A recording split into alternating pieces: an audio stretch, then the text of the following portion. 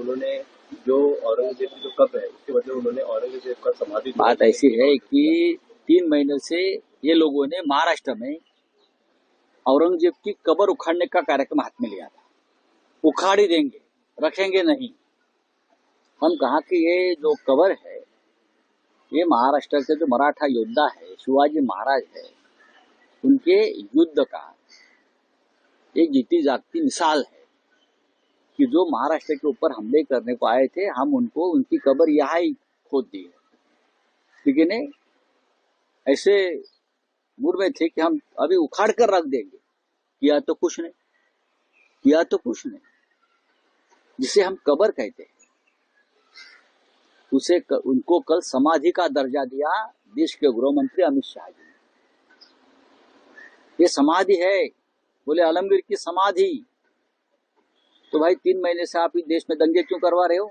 अगर समाधि है तो, अगर समाधि है औरंगजेब की, आप कहते हो तो 3 महीनों से दंगे कर रहे हो आप लोग।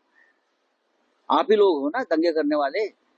महाराष्ट्र में सबसे ज्यादा गड़बड़ हुई है और दंगे करने वालों को तो पूरा समर्थन राज्य के गृह मंत्रालय और मुख्यमंत्री का रहा। समाधि है, ये छत्रपति शिवाजी महाराज का अपमान नहीं है। अगर ये भाषा, ये इस्तेमाल समाधि का अगर दूसरे कोई पार्टी का नेता करता है तो अब तक भारतीय जनता पार्टी ने पूरे देश में आंदोलन किया। मुख्यमंत्री दूसरी बात है कि आप अमित शाह जी का भाषण देखिए, हम छत्रपति शिवाजी महाराज बोलते हैं। ये महाशय शिवाजी शिवाजी, हाँ, उनके एक ही नाम से बोलते थे शिवाजी। अपमान है। इस अपमान के लिए उनके ऊपर एफआईआर लॉज होना चाहिए रायगढ़ पुलिस स्टेशन में, और वो भी गृह मंत्रालय ने आदेश देना चाहिए महाराष्ट्र के। शिवाजी शिवाजी, अगर हम दूसरे कोई बोलते शिवाजी तो ये लोग इतने में हमारे ऊपर एफआईआर लॉज करके छत्रपति का अपमान किया, ये करके हमको जेल में डाल देते और कार्यकर्ताओं को।